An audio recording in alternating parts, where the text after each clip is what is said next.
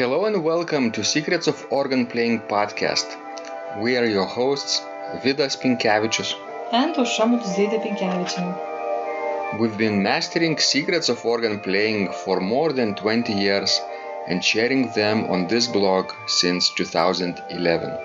On this show, which we create from our home in Vilnius, Lithuania, we strive to help you grow in every area of organ playing, including practice, technique, repertoire, sight reading, hymn playing, improvisation, composition, music theory, harmony, and many others. Our hope is to help you become a complete musician, or what we call as total organist, a program which we have created to help you reach your dreams faster than you would do on your own.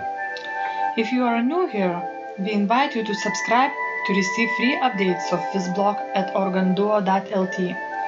By subscribing, you will also receive free video how to master any organ composition and 10-day organ playing mini course. And now let's go to the podcast for today. Hi guys, this is Vidas. And Aušra. Let's start episode 281 of Secrets of Organ Playing podcast. Today's question was sent by Spencer. And he asks for tutorials on playing varied hymn harmonies. What do you imagine, Aušra, this could be, Aušra? Well, it always surprises me when people might think that there is one easy solution for such a complex issue as playing various hymn harmonizations. What do you think about that with this? Is it easy or hard to do? For me it's easy, but I'm doing it for 20 years. So guys, it's difficult for the first 20 years. After that it's easy. But we shouldn't discourage people like that. Are there any shortcuts on learning how to harmonize hymns? I don't think so. Well, some of them might be, but you still need to know to learn what the keyboard harmony in general is. Mm-hmm. So your first probably step should be to get familiar with the basic chords, tonic, subdominant and dominant, and their inversions, 6 chord and 6/4 chord. What else? Dominant 7th chord maybe? Sure, and then all the other chords too. When you say all the other chords, it's too much, right? But you could actually harmonize with tonic, subdominant and dominant any type of hymn, because they usually are written in one key. What about if the hymn modulates in the middle? Can you use tonic, subdominant and dominant then? Well, not exactly. Because, when you modulate, you need to show more dissonant chords. But if you treat this modulation as the new key, right?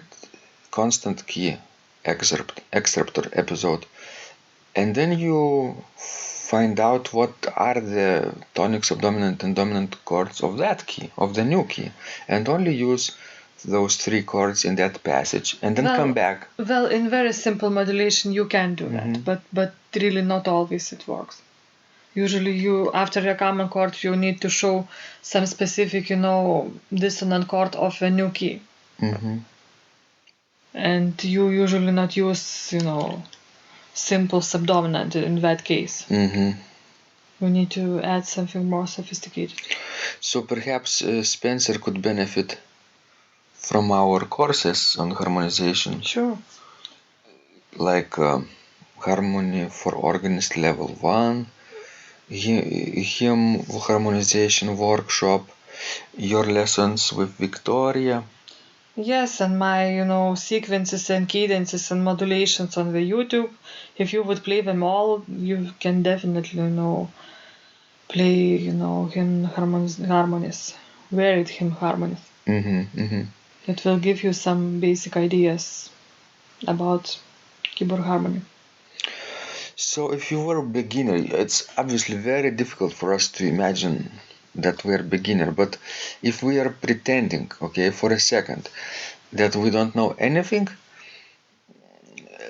like with a beginner's mind, if you would want to start learning music theory and chords today, what would be your first step? Obviously those chords, right? Sure, of course. What would you do today with them on the keyboard, on the organ? You wouldn't jump in and harmonize the hymn with those three chords right away. Probably not, but you know what I would do if I would have to start from the scratch? I would try to analyze what it's written. Let's say I would take a hymnal and analyze a few hymns. I would see how composer uses the chords, how are they related in between. What's the voice leading? That's right. And maybe understanding and analyzing those written hymns would help me to comprehend. What are the forbidden intervals? What are some of the obvious rules of voice leading, right? Well, it's actually pretty simple, if you would only follow those rules. But when you start to do it practically, then you will find out that the easier the rule is, the harder it is to apply in practice. Actually, Really? really. I didn't think about that before. Why? Well, even young Bach used some parallel fifths in his famous works. He never did it later on in life. But actually, those simple rules I can mention a few. You need to avoid all parallel fifths and octaves.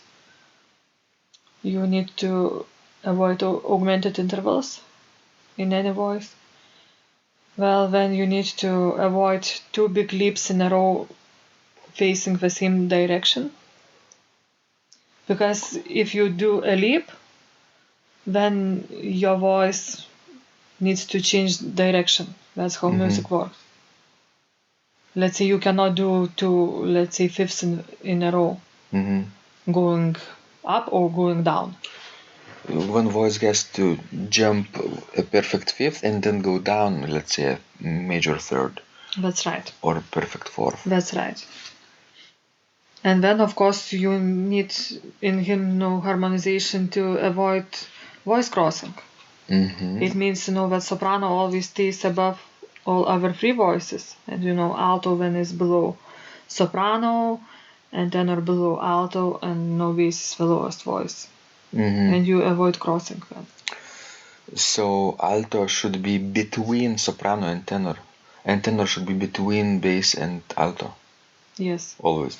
Yes, and then you of course need to look at the accidentals. Let's say if you have dominant chord in minor key, you need to raise the 7th scale degree. And sometimes people do that, let's say in soprano, which is given, and then uses the 7th scale degree in the bass, for example, and forgets to add that 7th scale degree raised, and it sounds really bad. That's harmonic minor. That's right. The same, in major, if you use like harmonic major with 6th scale degree lowered, you need then to do it, consistently. But that's rare in hymns. Yes, in hymns that's rare, but not a dominant in a minor.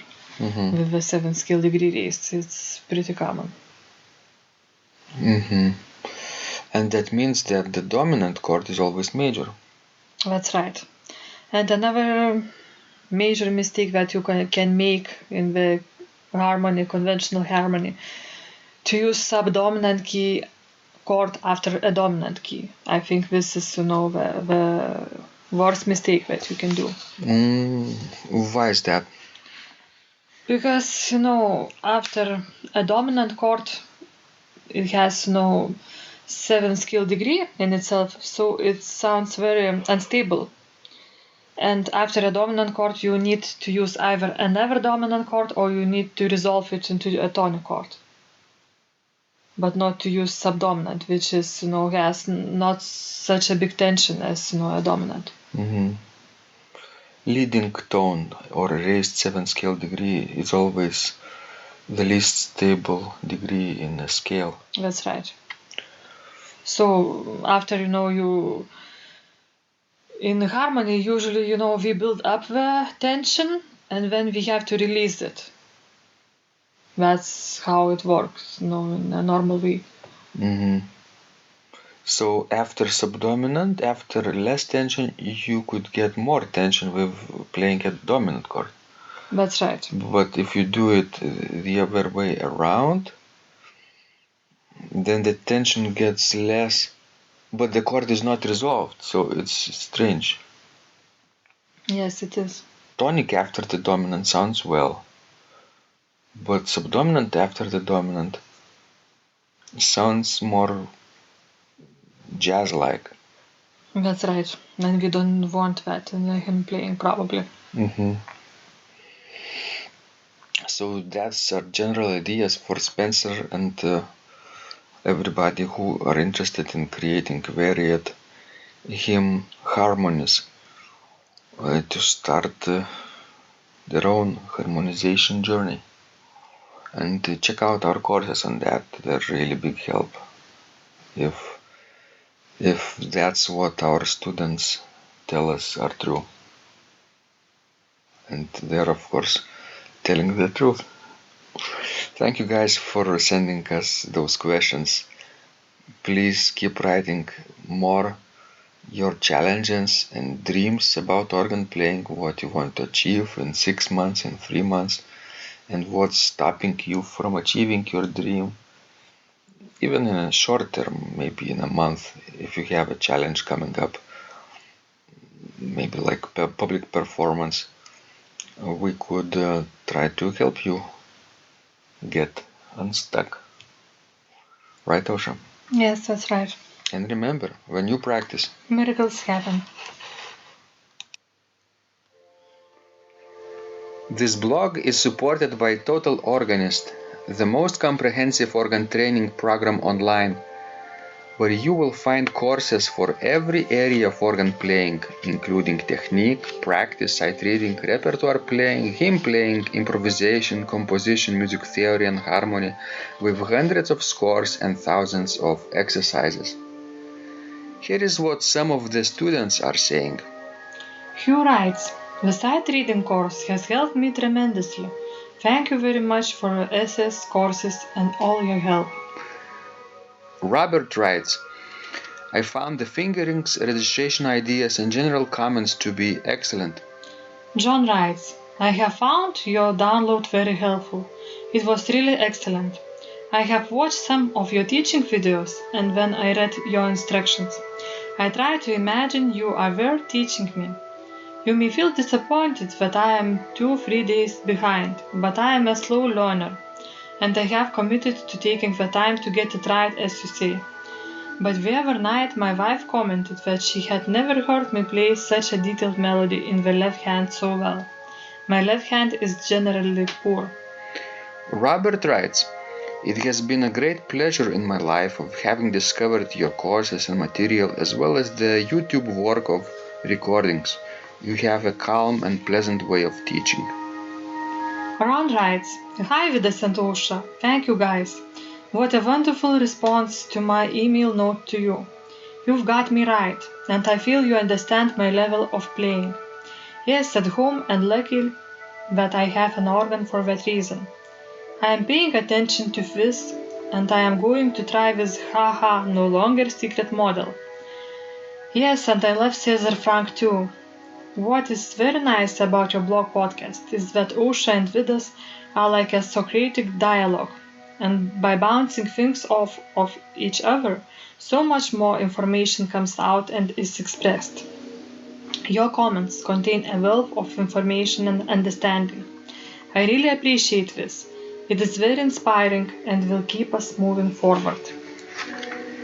Would you like to receive the same or even better results that our students are getting?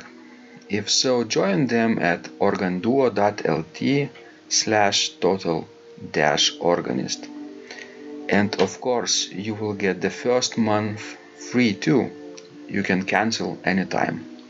Also, if you haven't yet subscribed to receive free updates of this blog, make sure you do that at organduo.lt. By subscribing, you will also receive free video, how to master any organ composition and 10-day organ playing mini course. This was Vidas. And Ausra from Secrets of Organ Playing. And remember, when you practice, miracles happen.